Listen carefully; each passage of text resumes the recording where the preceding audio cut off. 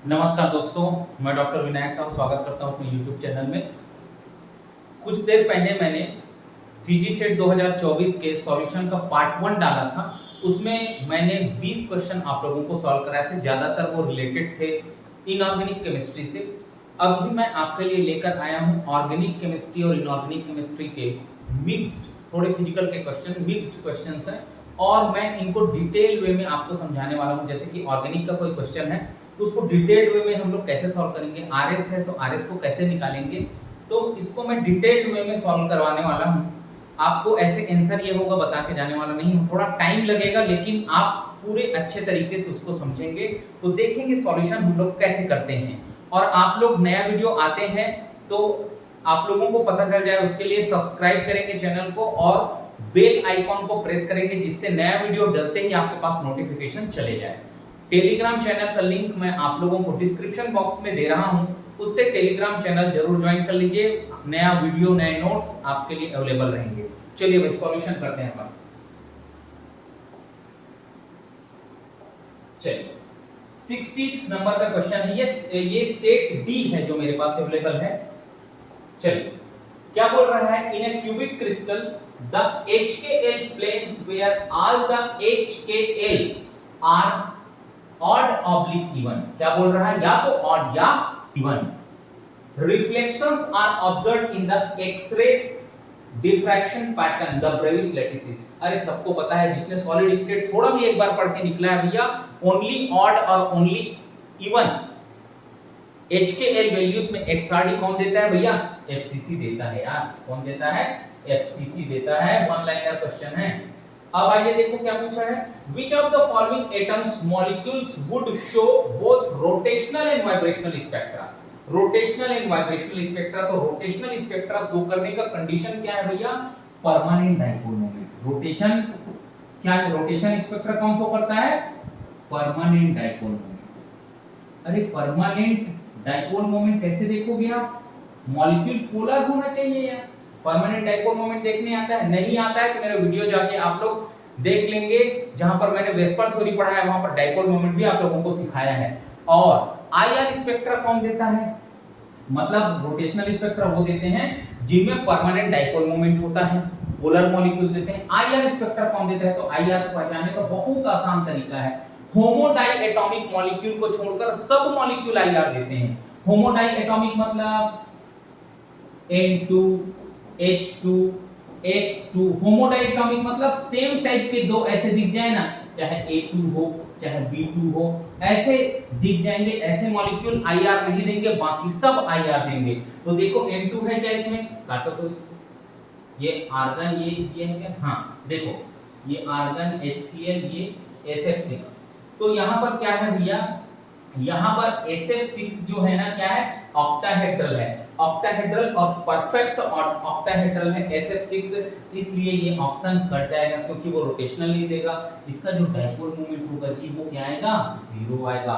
दूसरे ऑप्शन में आ जाओ भैया, दूसरे ऑप्शन में HCl और CH3Cl, ये है भैया, इसमें भी परमानेंट डाइपोल मोमेंट है, इसमें भी परमानेंट डाइपोल मोमेंट है, और कोई N2 X2 ऐसा कोई चीज है ही नहीं, तो ये बी ऑप्शन करेक्ट हो जाएगा। फिर भी एक बार और चेक करते हैं, ये देगा आईआर और रोटेशनल, लेकिन ये परफेक्ट ऑक्टाहेड्रल है, नहीं देगा। यहाँ पे भी ये आईआर नहीं देगा और ये रोटेशनल नहीं देगा। तो ऑप्शन कौन सा करेक्ट है भैया, बी ऑप्शन करेक्ट है, और इसमें ये वाला नहीं दे रहा है। ठीक भाई, बहुत आसान सा क्वेश्चन है, बहुत आसान। आगे आइए, ये भैया नॉर्मल जीमान इफेक्ट लगाना है इसमें। In the presence of external magnetic field, normal Zeeman effect, the doublet lines of sodium spectrum split into, कितना लाइंस में आएगा भैया। चलो इसको मैं बहुत डिटेल से आप लोगों को समझाता हूं, बहुत जबरदस्त तरीके से देखेंगे भैया। तो आप बना लो ऐसे 2s, हाँ 2s, हाँ। अब ये जो एनर्जी लेवल है ना, ये J फिर से टूटता है किसमें, ये जो भी वैल्यू होगा ना अपने प्लस से अपने माइनस में टूटता है। किसमें, जैसे प्लस, ये किसमें टूटेगा, अपने प्लस से अपने माइनस, और एडजेसेंट वैल्यूज में एक का अंतर रखना। एडजेसेंट वैल्यूज में कितने का अंतर रखेंगे आप, एक का अंतर रखना। तो एक इसमें टूट जाएगा भैया माइनस हाफ और प्लस हाफ में टूट जाएगा। चलो फिर आगे आते हैं, आगे ये 2p half, 2p half colour change कर लेता हूं, 2p हाफ, तो ये हाफ किस में टूट जाएगा जी, ये भी टूटेगा माइनस हाफ और प्लस हाफ। चलो अब आता है इसी का अगला एनर्जी लेवल 2p3/2, तो ये किस में टूटेगा, ये टूटेगा -3/2 से +3/2, चार लाइंस में से टूटेगा। इसको थोड़ा ऐसे खींच के बना देता हूं ना, देखना ध्यान से। तो इसको बोल देंगे हम लोग -हाफ -3/2 +हाफ और +3/2। चलो अब भैया ये जो है एक्चुअल में जो ट्रांजिशन होगा, एक्चुअल में जो ट्रांजिशन होगा ना वो कहां से होगा जी, एक्चुअल में ट्रांजिशन हो रहा है सेम मल्टीप्लिसिटी s से p में होता है, मतलब 2s हाफ से 2p हाफ और 2s हाफ से 2p3/2।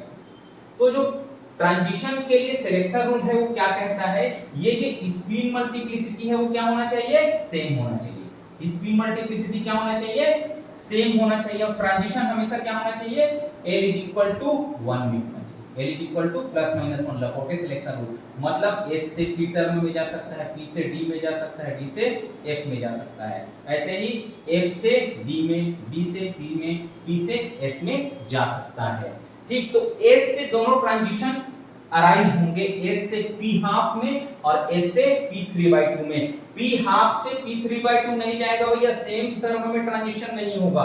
अब ये जो मैग्नेटिक फील्ड जीमान इफेक्ट के कारण ये जो स्प्लिट हुए हैं ना, इसके लिए सिलेक्शन रूल क्या कहता है, del mj = 0 ± 1।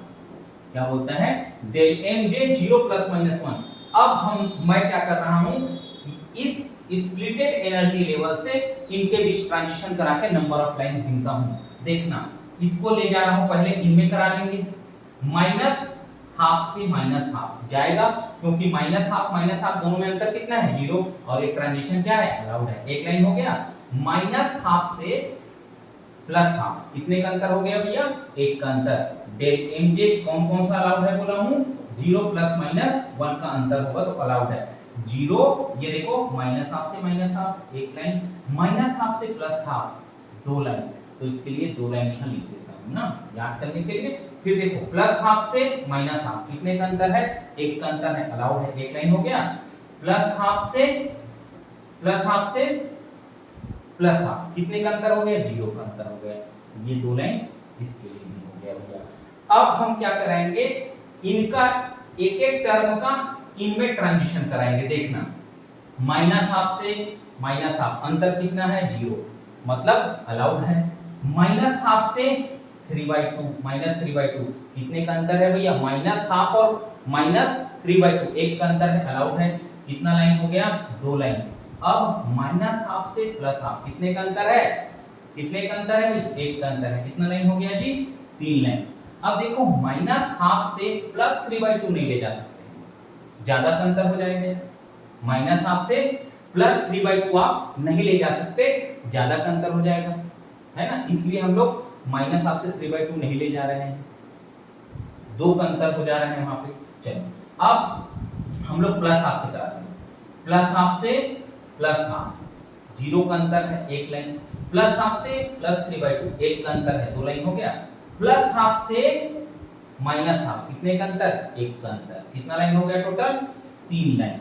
अब देखेंगे +हाफ से -3/2 ले जा सकते हैं क्या, नहीं, अंतर एक से ज्यादा हो रहा है, हमको या तो 0 रखना है दोनों ट्रांजिशन के बीच अंतर, या फिर 1 रखना है, उससे ज्यादा नहीं होना चाहिए। सभी लाइन को गिन लो भैया, 3 3 6 2 8 और 2 10 लाइंस मिलेंगे, 10 लाइंस आपको मिलेंगे। अब इसके लिए बहुत सारे एग्जांपल्स मैंने आप लोगों को कराए हैं, तो इसका वीडियो का डिस्क्रिप्शन मैं डाल रहा हूं, लिंक डिस्क्रिप्शन बॉक्स में, आप लोग जाके अच्छे से सीख लेना, मैं बहुत अच्छे से समझाया हूं। अभी भी मैं कह रहा हूं, देखो ये 2s हाफ है, इसी का ट्रांजिशन होगा यहां और यहां, इसी को बोला है वो, इसका जो डबलेट है ना, ये डबलेट लाइन कितने में टूटेगा बोल रहा है वो, 10 लाइन में टूटेगा। छूटेगा। यहां से 2 लाइन मिला है, 2s हाफ से 2p हाफ, एक लाइन 2s हाफ से 2p 3/2, ये 2 लाइन इसी को बोला डबलेट, ये 10 लाइन में फूटेगा।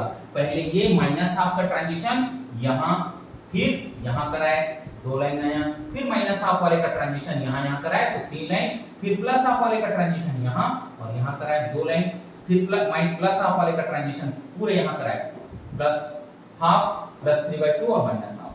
तो ये अपन को टोटल 10 लाइंस मिलेंगे भैया, A option will be correct. चलो, टाइम टेकिंग था लेकिन अच्छा क्वेश्चन। ये डायरेक्ट फार्मूला वाला क्वेश्चन है यार, नंबर एवरेज और वेट एवरेज का। बी ऑप्शन होगा इसका, बी ऑप्शन, बी ऑप्शन होगा। चलो, which ketone has largest dipole moment? Largest dipole moment भैया देखो, ये कंपाउंड क्या हो जाएगा, ऐसे करेंगे ना तो प्रोपोन जो है एरोमेटिक हो जाएगा। क्या हो जाएगा? प्रोपोन एरोमेटिक हो जाएगा ऐसे। ये नेगेटिव और ये पॉजिटिव, या ये एरोमेटिक हो गए, है ना।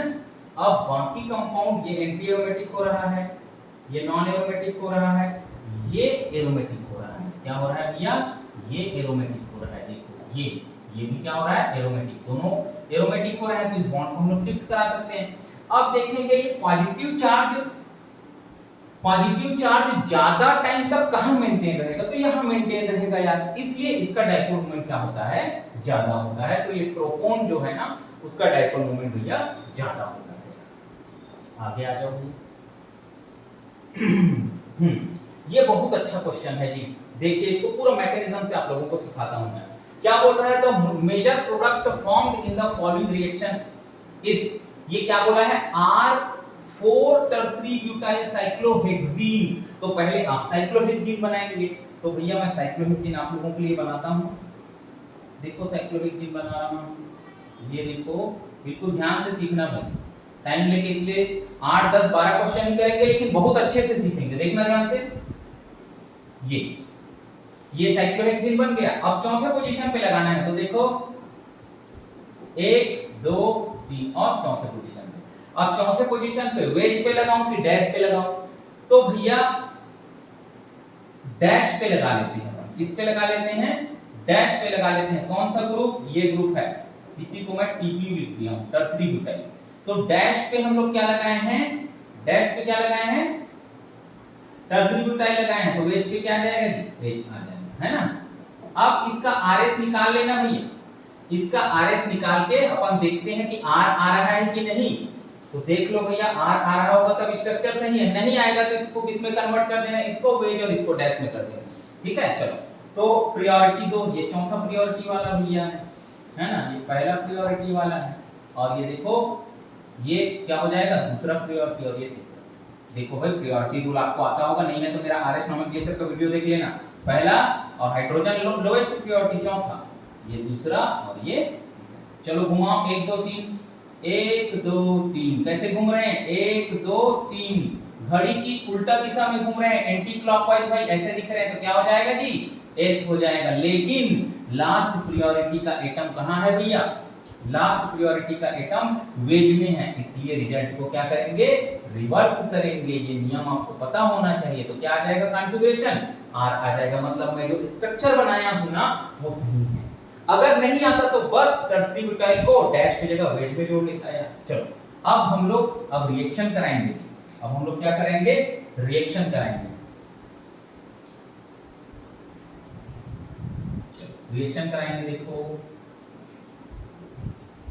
तो डैश में जोड़ लो भैया आप टर्सरी ब्यूटाइल, ऐसे। ये टर्सरी ब्यूटाइल है और ये हो गया डबल बॉन्ड।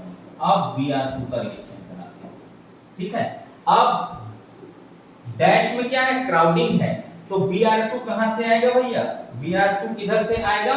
वेज से बनाएगा साइक्लिक ब्रोमोनियम आयन। क्या बनाएगा ये? वेज से बनाएगा साइक्लिक ब्रोमोनियम आयन। एक मिनट यार, हाँ चलो यहां बना देता हूं। वेज से बनाएगा ये साइक्लिक ब्रोमोनियम आयन।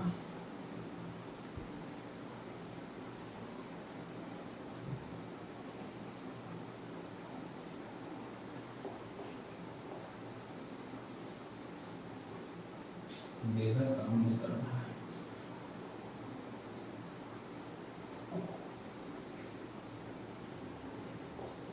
चलो तो यही बनाता हूँ, ये डैश में हो गया भैया टर्सरी ब्यूटाइल, और ये 1 2 3 4 ये हो गया। अब ब्रोमीन आएगा, और यहाँ डैश में क्राउडिंग है, डैश में बड़ा ग्रुप लगा है, इसलिए ब्रोमीन कहाँ से आएगा भैया, ये बनाएगा वेज से साइक्लिक ब्रोमोनियम आयन बनाएगा। कहाँ से, वेज से, तो ये साइक्लिक ब्रोमोनियम आयन बन गया भैया। हाँ चलो, अब स्टीरियोकेमिस्ट्री का काम है, इसका काम है स्टीरियोकेमिस्ट्री का। तो टर्सरी ब्यूटाइल ग्रुप साइक्लोहेक्सेन में किसमें रहता है भैया, इक्विटोरियल में रहता है, किसमें रहता है, इक्विटोरियल में रहता है। चलो अब 1 2 3 तीसरा पोजीशन, ये डैश है ये वेज है, मतलब क्या हो गया जी, ट्रांस हो गया। क्या हो गया भैया, ट्रांस हो गया। ये इक्विटोरियल में है और ये एक्सियल में है, इक्विटोरियल में, ये डैश में है ये वेज में है, तो क्या हो गया, दोनों ट्रांस पोजीशन। और 1 3 ट्रांस क्या होता है, इक्विटोरियल एक्सियल। क्या होता है, इक्विटोरियल एक्सियल। अब देखो इसका इससे पोजीशन क्या है, 1 2 का पोजीशन है, 1 2 6 क्या होता है, एक्सियल इक्विटोरियल। ये क्या है भैया, एक्सियल इक्विटोरियल। चलो अब ब्रोमीन माइनस इंतजार कर रहा है, किसका इंतजार कर रहा है कि मैं कौन सा बॉन्ड तोड़ूं, तो भैया वो तोड़ेगा इक्विटोरियल बॉन्ड। डायनेमिक स्टीरियोकेमिस्ट्री में मैं पढ़ाता हूं कि जब भी कभी आप साइक्लोहेक्सेन में रिएक्शन कराएंगे तो वही बॉन्ड तोड़ेंगे। कौन सा बॉन्ड तोड़ेंगे भैया, इक्विटोरियल बॉन्ड तोड़ेंगे, क्योंकि इक्विटोरियल बॉन्ड क्या होते हैं जी, रिलेटिवली वीक होते हैं। तो ब्रोमीन क्या करेगा भैया, डैश से आएगा है ना, और इक्विटोरियल बॉन्ड को तोड़ देगा। अब देखो प्रोडक्ट क्या बनेगा भैया, देखो प्रोडक्ट क्या बनेगा, तो जैसे दिख रहा है वैसे बनाएंगे, उस पोजीशन को चेंज नहीं करेंगे। ये डैश डैश, ये टर्सरी ब्यूटाइल ग्रुप लगा दो। अब 1 2 तीसरे पोजीशन पे ब्रोमीन वेज का वेज में रहेगा, ये ब्रोमीन भैया को वेज में रखो। हाँ अब ये वेज में रिंग था, तो अटैक कहां से होगा, डैश से होगा, तो देखो भैया ये डैश में आ जाएगा यार, देख लो पोजीशन। ये साइक्लोहेक्सेन, साइक्लोहेक्सेन में ये जो टर्सरी ब्यूटाइल है वो डैश में रहेगा, टर्सरी ब्यूटाइल किस में रहेगा, डैश में रहेगा। और तीसरे पोजीशन पे, तीसरे पोजीशन पे देखो 1 2 3 तीसरे पोजीशन पे वेज पे ब्रोमीन, तीसरे पोजीशन पे वेज पे ब्रोमीन, है ना भाई। तो देख लो यार, ऑप्शन को मैच कर लेना है ना, ऑप्शन को मैच कर लेना। अभी ऑप्शन हमको नहीं दिख रहा है, नीचे नीचे कुछ होगा। ये देखो डी ऑप्शन है इसमें, इसमें डी ऑप्शन। पहले याद करवा देता हूं आपको क्या है, देखो ये डैश में साइक्लो टर्सरी ब्यूटाइल है, उसके बाद 1 2 3 वेज में ब्रोमीन, उसके बाद डैश में ब्रोमीन, डैश वेज डैश। चलो देखो ये यहां पे मैच कर रहा है, इधर ये देखो मैच कर रहा है, ये देखो इससे देखो 1 2 3 पोजीशन पे वेज फिर डैश, तो डी ऑप्शन यहां होगा भैया करेक्ट। ये आप लोगों को डायनेमिक स्टीरियोकेमिस्ट्री का क्वेश्चन में सॉल्व कराया। आगे आइए, ये बहुत अच्छा क्वेश्चन है, ये बहुत अच्छा क्वेश्चन है। देखिए आपको क्या पूछा है इसमें, कौन सा कॉन्जुगेट बेस बहुत आसानी से बनाए, तो देखते हैं भैया कौन कॉन्जुगेट बेस आसानी से बनाता है। तो मैं कुछ अपने लॉजिक से एक निकाला हूं इसको, तो अगर यहाँ पे इस यहाँ H है उसको निकाल देते हैं, तभी तो कॉन्जुगेट बेस बनाएगा ना। तो देखो भैया उसको निकालने के बाद ये स्ट्रक्चर ऐसा कुछ बनेगा, ऐसा बनेगा, ये नेगेटिव चार्ज, ठीक है, ये नेगेटिव चार्ज। अब ये नेगेटिव चार्ज जब यहाँ और ये बॉन्ड यहाँ आएगा तब कैसे दिखेगा, देखो ना, तब ये दिखेगा भैया ये डबल बॉन्ड हो जाएगा, है ना, ये डबल बॉन्ड हो जाएगा यहाँ, और ये नेगेटिव चार्ज यहाँ क्या आ गया भैया, एरोमेटिसिटी आ गया। क्या आ गया, एरोमेटिसिटी आ गया। ठीक है भाई, इसको मैंने ऐसे ही सोच के सॉल्व किया है। तो ये वाला ऑप्शन मेरे को सेकंड वाला लग रहा है, ठीक है, मैंने इसे बनाया है, ये बुक बनी है। तो ये ऐसे बाकी चीज में, बाकी सवाल में ऐसे कोई एरोमेटिसिटी आने की पॉसिबिलिटी नहीं है, जबकि दूसरे में बस आ रहा है यार, मैं देखा सॉल्व करके, तो दूसरे में एरोमेटिसिटी की पॉसिबिलिटी है, तो हम इसी H को रिमूव करेंगे यार, उसका एनायन स्टेबल है भैया, रेजोनेंस के बाद एरोमेटिक एनायन बना रहा है, ठीक है भाई। चलो तो B option will be correct. आ जाओ भैया, बहुत अच्छा सवाल है 68 नंबर वाला, शानदार सवाल है। चलो कई लोग इसको क्या किए होंगे, चलो मैं बताता हूँ मिस्टेक कहाँ होता है। ऑर्गेनिक केमिस्ट्री जब एक बार पढ़ लेते हैं ना तो क्या करेंगे, ये लिविंग ग्रुप दिख रहा है, अरे यार दूजा भग, इसको भगा देंगे। तो ऑप्शन ऐसे दिख रहा होगा, ऐसे ये धोखा है। क्या है ये, धोखा। लिख के रख लेना, क्या है भैया ये, धोखा। ठीक है, चलो असली क्या है मैं बताता हूँ। ये जो मेथॉक्साइड एनायन है ना, इसके पास उससे अच्छा लिविंग ग्रुप है। कौन भैया, देखो ये क्या करेगा, स्ट्रैंड रिंग रहता है, स्ट्रैंड रिंग रहता है साइक्लोप्रोपानोन। ये क्या, साइक्लोप्रोपानोन नहीं है, एपॉक्साइड रिंग क्या रहता है, स्ट्रैंड रहता है। बोलते बोलते देखो ये यहाँ अटैक करेगा और ये रिंग खुल जाएगा, अटैक करेगा और क्या हो जाएगा, रिंग खुल जाएगा। देखो कैसे दिख रहा है, मैं बनाता हूँ, देखना ये OMe, फिर ये और ये ऑक्सीजन वाला बॉन्ड ऐसे नेगेटिव चार्ज, फिर ये हो गया भैया आपका क्लोरीन। ठीक है जी, ये हो गया। अब क्या करेगा, ये O नेगेटिव ना यहाँ अटैक करेगा और इसको अब बाहर करेगा। कैसे दिखेगा स्ट्रक्चर भैया, देखो ध्यान से। तो ये हो गया OMe, ठीक है। अब ये हो गया ऐसे और ये मिथाइल ग्रुप ऐसे। देखो कौन सा ऑप्शन मैच कर रहा है, कौन सा ऑप्शन मैच कर रहा है, देखो तो देखो ये OMe, ये Ame है ना, कुछ नहीं दिख रहा है मतलब CH3, OMe, ये देखो ये OMe CH2 epoxide ring methyl, OMe CH2 epoxide ring methyl. A option will be correct, ये होगा भी ये ऑप्शन, ये ऑप्शन करेक्ट। चलो आ जाओ अगले क्वेश्चन पे। 69 नंबर का क्वेश्चन है, जब भी कभी आपको ये सब सिस्टम मिले, कौन सा, ये सिस्टम मिले, तो ये सब देख लेना भैया, ये एकदम रटा रटा है क्वेश्चन है। क्या है ये, नेम रिएक्शन है भैया, कोरेफ्यूकस रिएक्शन। कौन सा रिएक्शन है ये, कोरेफ्यूकस रिएक्शन है, जो एल्डिहाइड को किसमें बदलता है, टर्मिनल एल्काइन में बदलता है। किसमें बदल देता है, टर्मिनल एल्काइन में बदल देता है भैया।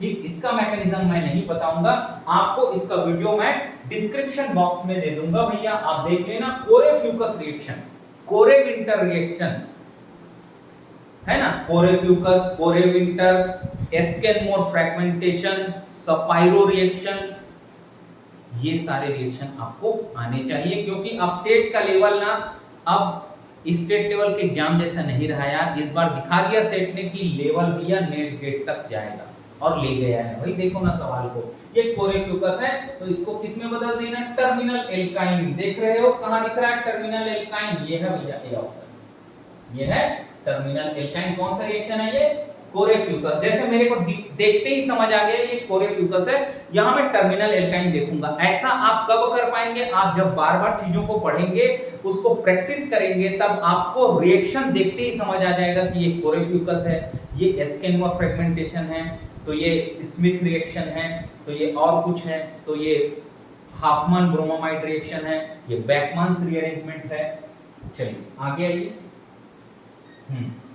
ये आयुपैक नेम पूछा है यार, आयुपैक नेम सबका सेम है, सबका सेम है। देखो वो कुछ नहीं, आयुपैक नेम के चक्कर में आपसे आरएस पूछ लिया है। क्या पूछा है, आरएस। तो ये फंक्शनल ग्रुप मेजर है, तो इसी को 1 देंगे, है ना भाई, यही पहला कार्बन होगा ना जी। चलो चलो निकालो भैया, आरएस निकालो। तो इसको कितना प्रायोरिटी दे देंगे अपन, कितना प्रायोरिटी मिल जाएगा इसको, 4। ये ऑक्सीजन है ना, इसको कितना प्रायोरिटी मिल जाएगा, 1। और इस वाले को मिल जाएगा दूसरा। क्यों दूसरा मिलेगा भैया, इसको देखो, इस कायरल सेंटर से जुड़े हुए एटम का हम लोग एटॉमिक नंबर देखते हैं, जिसमें ऑक्सीजन का सबसे ज्यादा है इसलिए दे दिए 1, हाइड्रोजन का सबसे कम है इसलिए दे दिए 4, है ना, सबसे ज्यादा सबसे कम। अब देखो इधर से आएंगे तो कार्बन से जुड़ा हुआ ये बड़ा ग्रुप, इसलिए इसको दे दो भैया 2, और इधर वाले को दे दो 3। 1 2 3 मूव करना है, 1 2 3। 1 2 3, देखो 1 2 3 किधर मूव कर रहे हैं हम लोग, एंटी क्लॉकवाइज, 1 2 3 1 2 3 एंटी क्लॉकवाइज, लेकिन एंटी क्लॉकवाइज मूव कर रहे हैं तो क्या हो जाएगा यस, लेकिन वेज में है ना एटम, हाईएस्ट प्रायोरिटी का एटम कहां रहना चाहिए, हमारे नजरों से दूर, बैक बेंचर्स है ना, नजरों से दूर रहते हैं गधे बच्चे, तो इसलिए ये लोएस्ट प्रायोरिटी के एटम को किस कहां रखते हैं हम लोग, नजरों से दूर, सामने नहीं, नजरों से दूर। तो हम एस आया उसको रिजल्ट क्या कर देंगे, रिवर्स आर, क्या हो जाएगा आर। पहले कायरल सेंटर का क्या आ गया भैया, आर आ गया, तो क्या लिख देंगे 1 आर। चलो दूसरा कायरल सेंटर को यहां सॉल्व कर लेता हूं, यार ये वेज दिया है तो डैश बना लो, डैश में क्या है आएगा भैया, हाइड्रोजन आएगा, कुछ नहीं दिख रहा है। चलो अब देखो पहला प्रायोरिटी, ये देखो पहला प्रायोरिटी इसको दे देंगे, चौथा प्रायोरिटी इसको दे देंगे, फिर ये दूसरा और ये तीसरा, ठीक है, एक,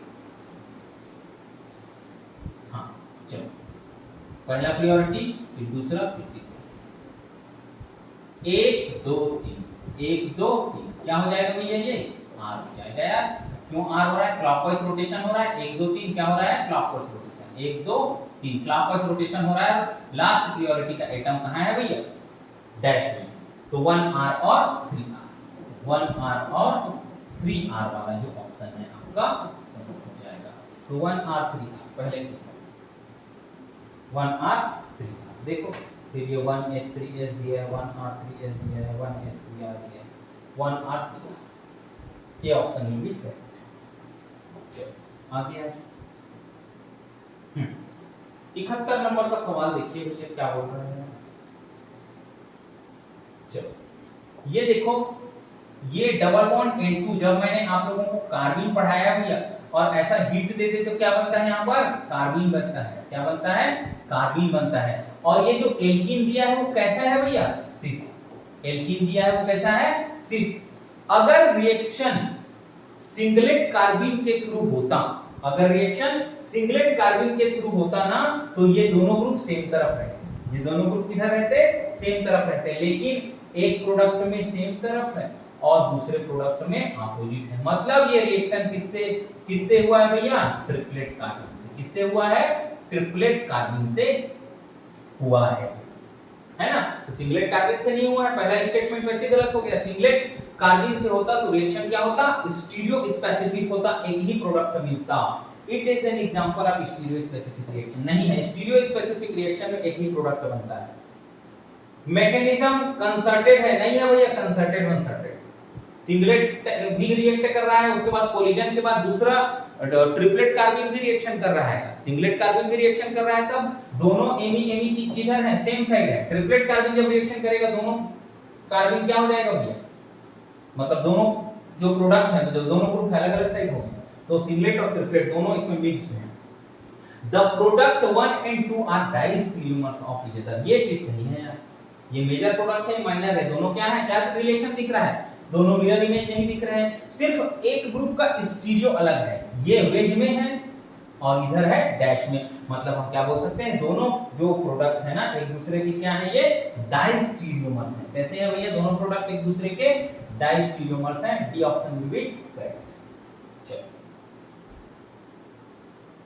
चलो 72 नंबर का क्वेश्चन देखो, ये भी अच्छा सवाल है, यहां पर क्या पूछा है, which of the following stereomers has K equilibrium is not equal to 1 for conformational chair to chair flipping, ये देखो भैया चेयर फॉर्म में है, मान लो ये किसके फॉर्म में है, चेयर के फॉर्म में, अब इसको कन्वर्ट करना है, मान लो सारे के सारे बॉन्ड सेम तरफ है, मान लो किधर है, इक्विटोरियल की तरफ, किधर है, इक्विटोरियल की तरफ, अब हमको कहां लाना है, सारे को एक्सियल में लाना है, ये रिएक्टेंट हो गया और ये क्या हो गया भैया, प्रोडक्ट हो गया, ये रिएक्टेंट हो गया और ये हो गया प्रोडक्ट। अरे भैया सारे के सारे मिथाइल ग्रुप अगर एक्सियल में आ गए, सारे के सारे मिथाइल ग्रुप अगर एक्सियल में आ गए तो कितना रिपल्शन होगा भाई, उसमें बहुत ज्यादा रिपल्शन होगा, 1,3 डाइएक्सियल इंटरेक्शन बहुत सारा हो जाएगा, पोटेंशियल एनर्जी बढ़ जाएगी, स्टेबिलिटी कम हो जाएगी, तो फ्लिपिंग तो होगी लेकिन एक्सियल वाला पार्ट जो है ना बहुत कम बनेगा, एक्सियल वाला पार्ट मान लो 5% बन रहा है और ये क्या बनेगा 95% बनेगा यार। तो के इक्विलिब्रियम क्या होता है? K equilibrium is equal to concentration of product upon concentration of reactant होता है। दोनों जब बराबर बराबर मात्रा में बनते ना, दोनों जब 50-50% बनते भैया, तब क्या होता जी? के इक्विलिब्रियम का वैल्यू क्या आता? एक आता है यार, है ना भाई। लेकिन दोनों 50-50% बन ही नहीं सकते क्योंकि सभी ग्रुप एक तरफ है ना, तो इक्विटोरियल में सारे ग्रुप आराम से रह जाएंगे, लेकिन जब आप उनको एक्सियल में ले जाना चाहोगे तो बहुत अनस्टेबल हो जाएगा कंपाउंड, और जो कंपाउंड बनेगा वो बहुत कम परसेंटेज में एक्सियल वाला बनेगा। तो 90-95% जो कंपाउंड है वो, जो उसमें मिथाइल ग्रुप इक्विटोरियल में रहना चाहेगा, और थोड़े से 5% में किसमें रहेगा? एक्सियल में। इसीलिए दोनों के रिएक्टेंट और प्रोडक्ट का जो फ्लिपिंग कंसंट्रेशन है वो सेम नहीं होगा, इसलिए के इक्विलिब्रियम की वैल्यू 1 से कम होगी। मतलब एक तो होगी ही, मतलब दोनों का मात्रा बराबर नहीं हो सकता। सारे इक्विटोरियल में ज्यादा रहेंगे, एक्सियल में कम रहेंगे, दोनों का मात्रा बराबर नहीं हो सकता। ये वाला पार्ट ज्यादा रहेगा, ठीक है, तो बराबर नहीं होगा मात्रा, मतलब के इक्विलिब्रियम का वैल्यू 1 नहीं हो सकता। ये पहला ही कंपाउंड है। चलो, ये एस्केन मोर फ्रेगमेंटेशन का क्वेश्चन है, ठीक है। इसको नेक्स्ट पार्ट में मैं कराता हूं, तब तक बने रहिए मेरे साथ। Thank you very much for watching.